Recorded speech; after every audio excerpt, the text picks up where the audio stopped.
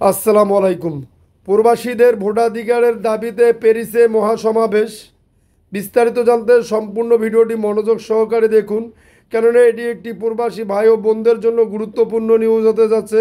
নিউজটি দেখার আগে অবশ্যই আমাদের চ্যানেলটি সাবস্ক্রাইব করে পাশে থাকা বেল বাটনটি অন করে রাখবেন পরবর্তী ভিডিওর জন্য।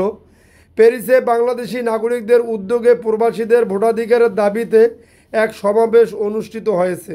সমাবেশের মূল বক্তব্য ছিল প্রবাসীরা দেশের অর্থনীতি সচল রাখার পাশাপাশি জাতীয় জীবন ও গণতান্ত্রিক আন্দোলনে গুরুত্বপূর্ণ অবদান রেখেছেন।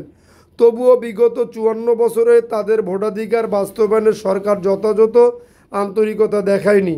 প্যারিসের বাংলাদেশ দূতাবাসের সামনে অনুষ্ঠিত সমাবেশে সভাপতিত্ব করেন বাংলাদেশি নাগরিক পরিষদ ফ্রান্সের সভাপতি আবুল খায়ের লসবর, পরিচালনা করেন সেক্রেটারি ইমরান আহমেদ।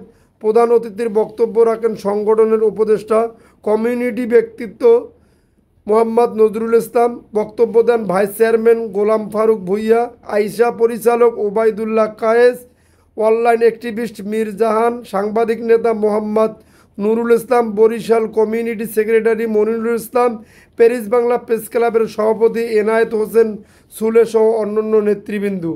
ফরাসি ভাষায় বক্তব্য রাখেন শুভেচ্ছা শেখ এবং দেশাত্মবোধক গান পরিবেশন করেন প্যারিস শিল্পী গোষ্ঠী।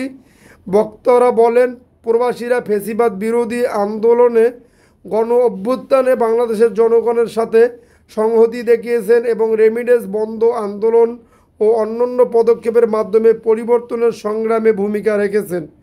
প্রবাসীরা তাদের আত্মীয় স্বজন ও বন্ধুদের মাধ্যমে সমর্থন যোগান এবং দেশের সংকট প্রাকৃতিক দুর্যোগের সহায়তা প্রদান করে আসছেন। সমাবেশে বক্তারা জোর দেন, এবার যদি প্রবাসীদের ভোটাধিকার নিশ্চিত না করা হয়, ভবিষ্যতে তা সম্ভব নাও হতে পারে। তাই আগামী জাতীয় সংসদ নির্বাচনে প্রবাসীদের ভোটাধিকারের ব্যবস্থা করতে হবে। প্রবাসীরা নির্বাচন কমিশনের কার্যকর তৎপরতা ও ভোটার তালিকার সাথে সমন্বয় সহ সরাসরি ভোট প্রদানের সুযোগ চেয়েছেন।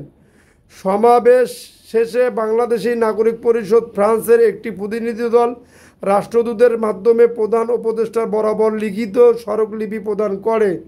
স্মারকলিপিতে প্রবাসীদের অবদান ও ভোটাধিকারের প্রদানের প্রয়োজনের বিষয়গুলো তুলে ধরা হয়। যদি আপনাদের নিউজটি ভালো লেগে থাকে তাহলে আবারও বলছি, অবশ্যই আমাদের চ্যানেলটি সাবস্ক্রাইব করে পাশে থাকা বেল বাটনটি অন করে রাখবেন পরবর্তী ভিডিওর জন্য।